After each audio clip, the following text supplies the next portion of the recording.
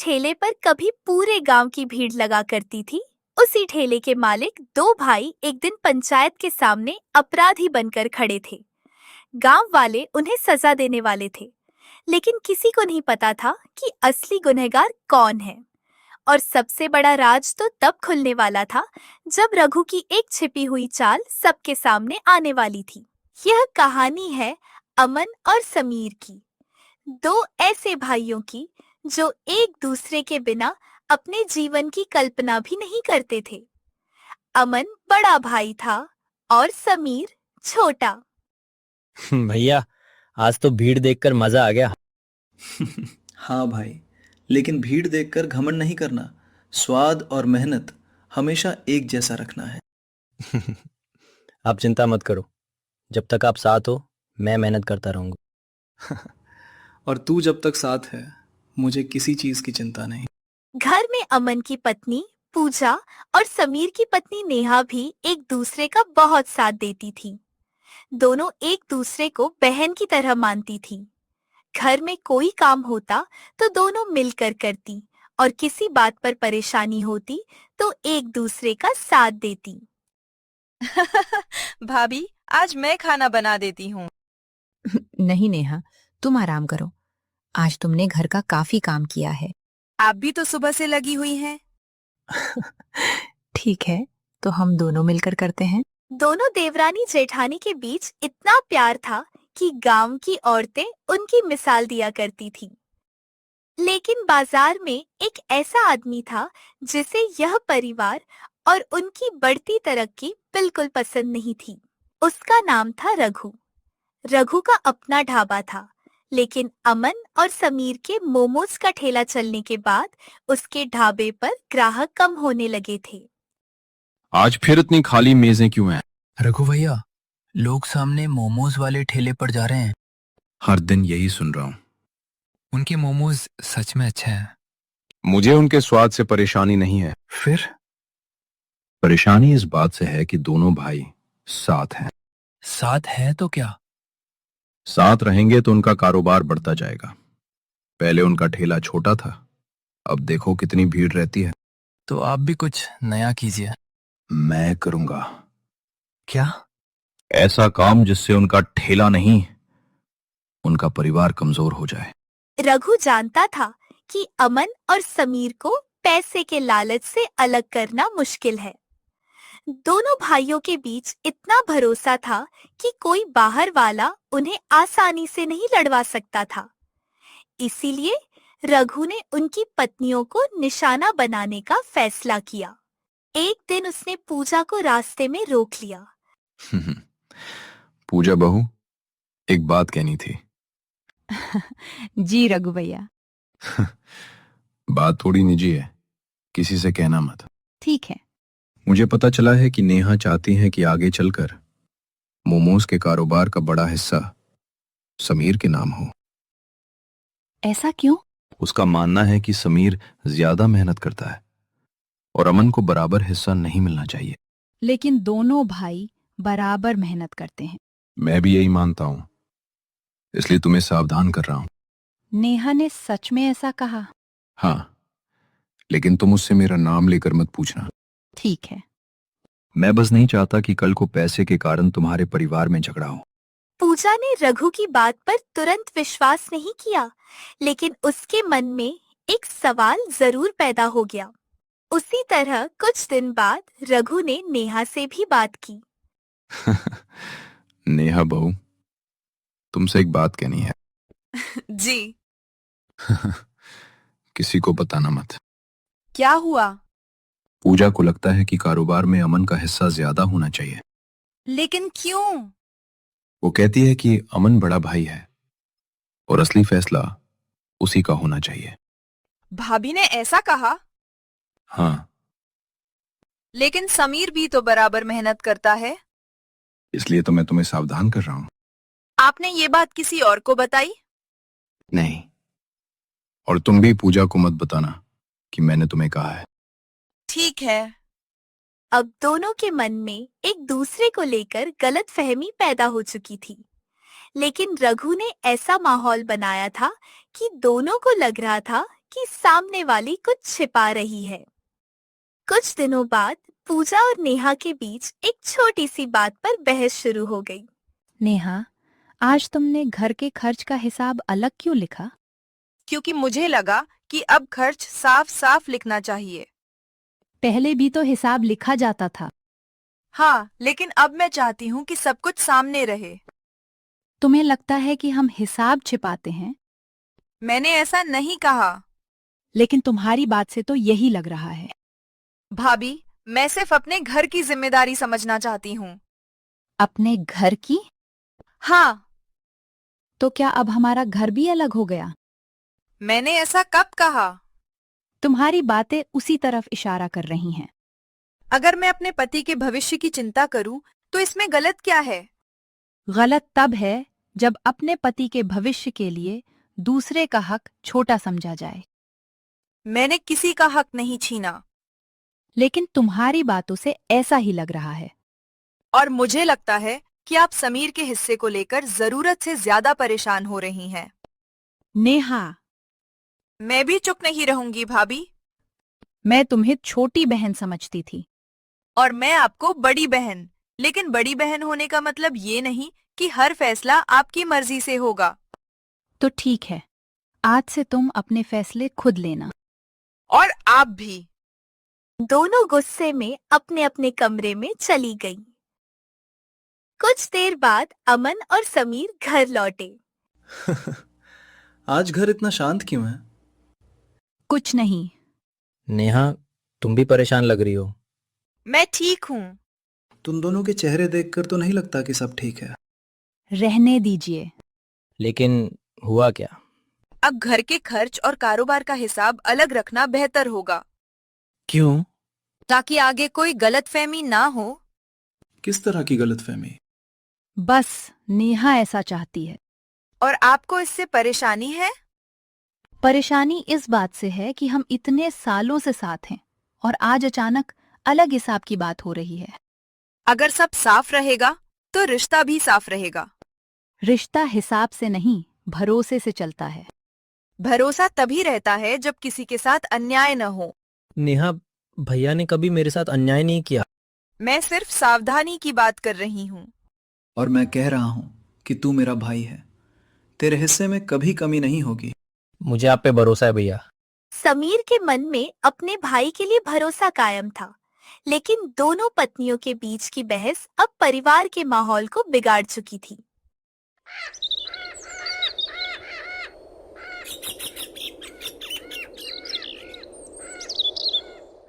अगले दिन फिर दोनों आमने सामने आ गईं।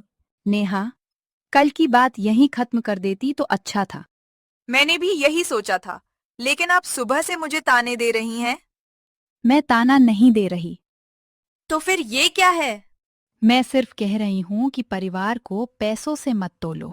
और मैं कह रही हूँ कि परिवार में सबका सम्मान बराबर होना चाहिए। क्या तुम्हें लगता है कि तुम्हारा सम्मान नहीं होता? कभी कभी लगता है। मैंने तुम्हें इस घर में हमेशा अपनी बहन माना। और मैंने भी आपको हमेशा भाभी से बढ़कर माना है। फिर ये दूरी क्यों? क्योंकि मुझे लगता है कि मेरे पति के हिस्से को लेकर बातें हो रही हैं। मैंने तुम्हारे पति का हक कभी नहीं छीना। तो फिर मुझे बार बार सफाई क्यों देनी पड़ रही है? क्योंकि तुम हर बात को शक की नजर से देख रही हो। और आप हर बात को अपनी इज्जत का सवाल बना रही हैं। बस करो। मैं भी कब तक चुप रहूं? आवाज इतनी तेज हो गई कि दोनों भाई बीच में आ गए। पूजा, शांत हो जाओ। नेहा, तुम भी। मैं थक गई हूँ। मैं भी। आखिर चाहती क्या हो? अगर अलग हिसाब रखने से घर में शांति रहती है तो अलग कर दीजिए। लेकिन भैया से अलग होना मुझे मंजूर नहीं। मुझे भी नहीं।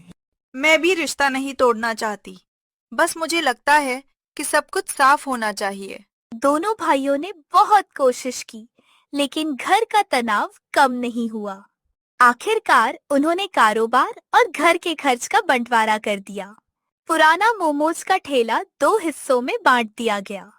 भैया, हमने इसे कितनी मेहनत से बनाया था। हाँ भाई, क्या हम सच में अलग अलग ठेला लगाएंगे? मजबूरी है। लेकिन मैं आपसे अलग नहीं होना चाहता। मैं भी नहीं चाहता। बंटवारे के बाद दोनों भाइयों ने अलग अलग जगह ठेला लगाना शुरू किया, लेकिन ग्राहक पहले जैसे नहीं रहे। भैया आज भी बिक्री बहुत कम हुई। मेरे यहाँ भी यही हाल है। साथ में काम करते थे तो कितना अच्छा चलता था। शायद हमारा साथ ही हमारी ताकत था। दूसरी तरफ रघु दोनों भाइयों की कमजोर होती हालत देखकर खुश था। आखिर दोनों अलग हो ही गए। लेकिन कारोबार अभी भी चल रहा है। कुछ दिन और देखो। फिर फिर ऐसा होगा कि लोग इनके नाम से भी डरेंगे। उसी दिन रघु ने अपनी अगली चाल चलने की तैयारी की।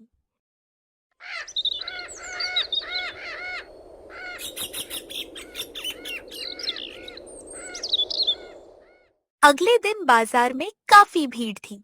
अमन और समीर अपने अपने ठेलों पर व्यस्त थे। रघु भी वहां पहुंचा। वह कुछ देर अमन के ठेले के पास खड़ा रहा, फिर भीड़ का फायदा उठाकर समीर के ठेले के पास भी गया। रघु ने वहां क्या किया यह किसी ने नहीं देखा। कुछ देर बाद वह सामान्य तरीके से बाजार से निकल गया। शाम होते होते ग्राहकों ने मोमोज खाना शुरू किया। कुछ समय बाद एक ग्राहक अमन के पास आया। भाई, मेरे पेट में दर्द हो रहा है। क्या आपने हमारे मोमोज खाए थे? हाँ। आप बैठिए। तभी समीर के ठेले पर भी एक ग्राहक परेशानी की शिकायत लेकर आया। समीर भाई, मेरे पेट में दर्द हो रहा है। आपने मोमोज खाए थे? हाँ।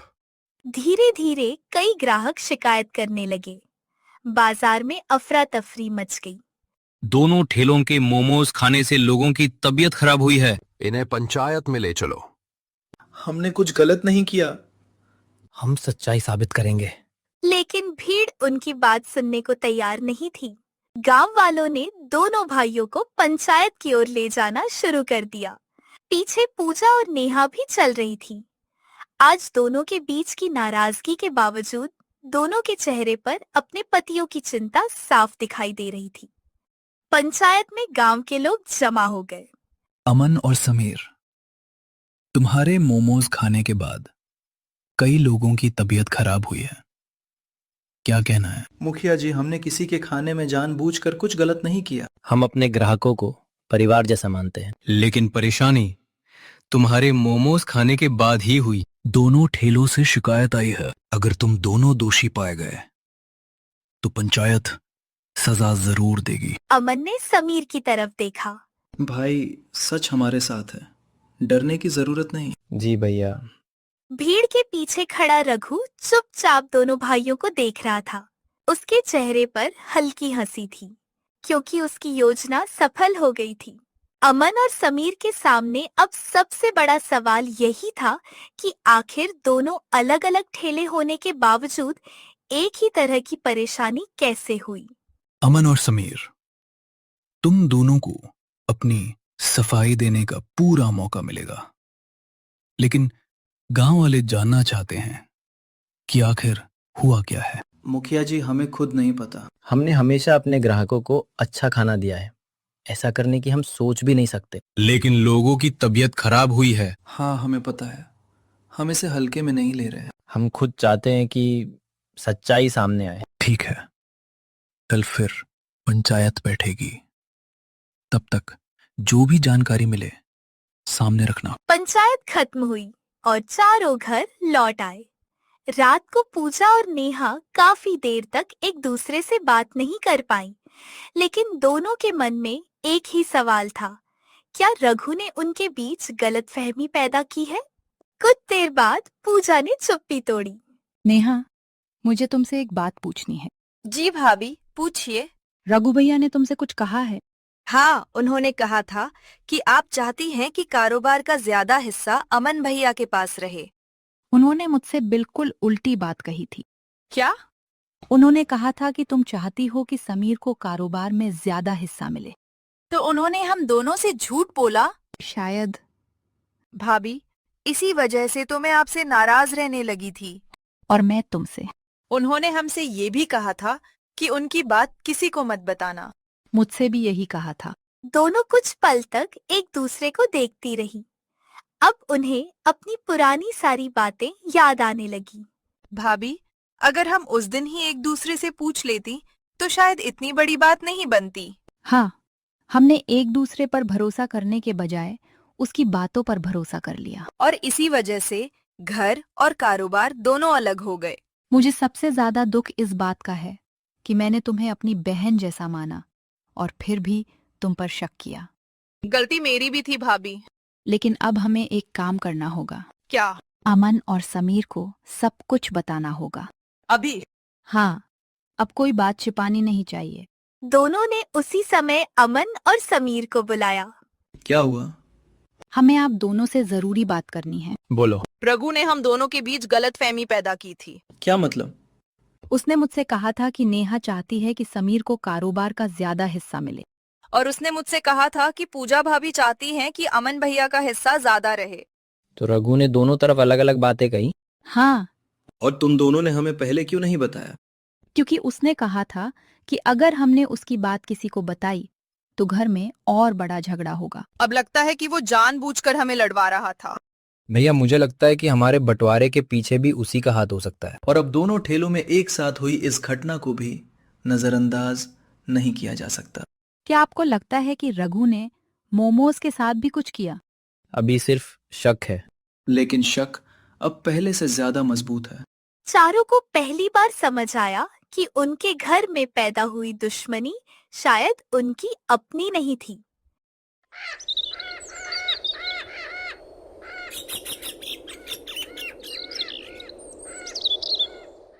अगले दिन पंचायत फिर से बैठी। इस बार अमन, समीर, पूजा और नेहा चारों एक साथ पहुंचे। रघु भी वहां मौजूद था। कल तुम दोनों ने कहा था कि आज कुछ नई बात बताओगे। जी मुखिया जी। हमें अब लगता है कि हमारे परिवार में गलतफहमी पैदा करने के पीछे रघु का हाथ है। तुम्हें ऐसा क्यों लगता है?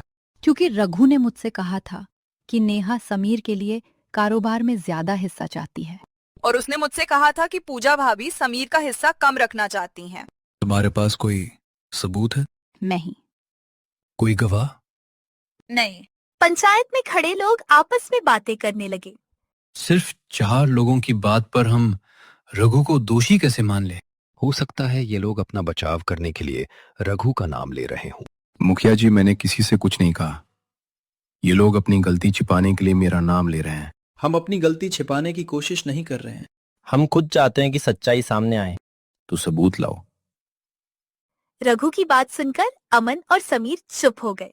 उनके पास सच था, लेकिन उसे साबित करने के लिए कोई सबूत नहीं था। जब तक कोई प्रमाण नहीं मिलता, पंचायत किसी के खिलाफ फैसला नहीं दे सकती। लेकिन हम चारों एक जैसी बात क्यों कहेंगे? क्योंकि तुम चारों एक ही परिवार से हो। इसका मतलब ये नहीं कि हम झूठ बोल रहे हैं। हम तुम्हारी बात को झूठ नहीं कह रहे, लेकिन पंचायत में फैसला सबूत के आधार पर होगा।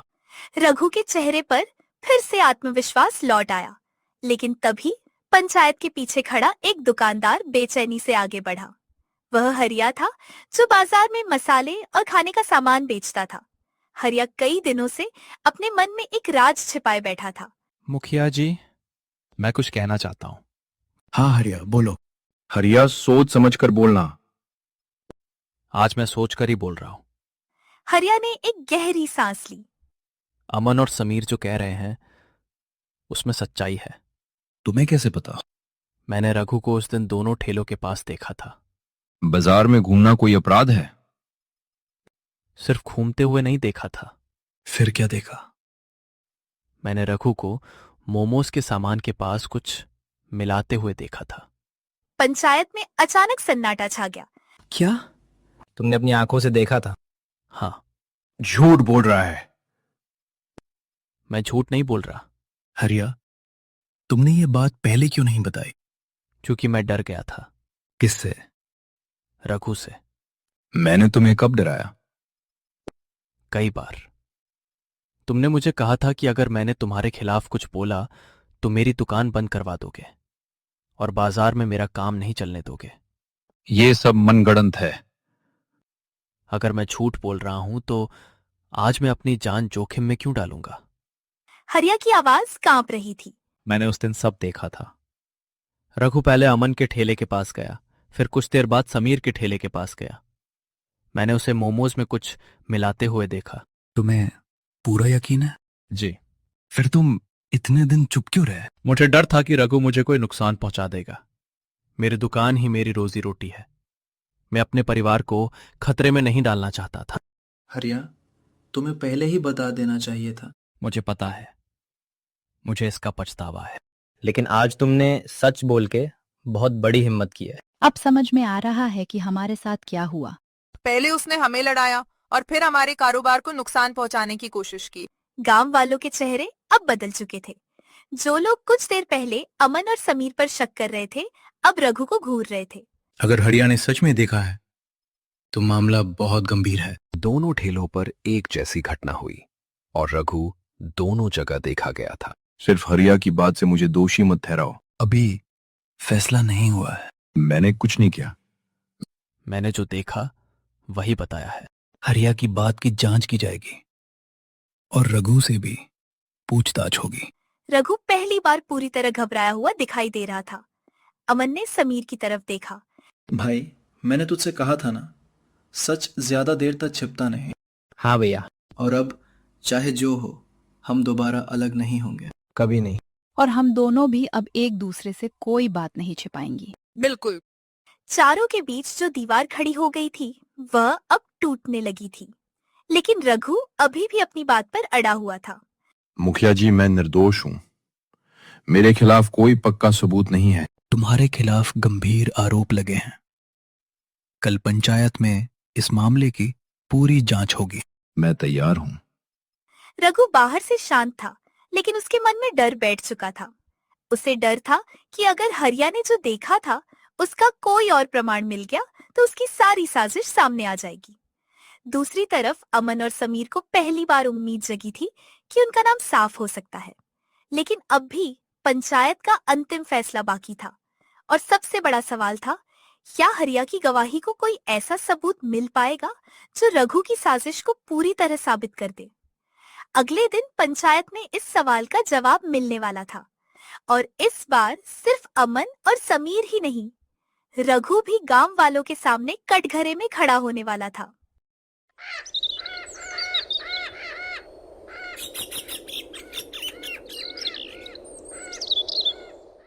अगले दिन गांव की पंचायत फिर से बैठी थी। अमन और समीर एक तरफ खड़े थे और रघु दूसरी तरफ।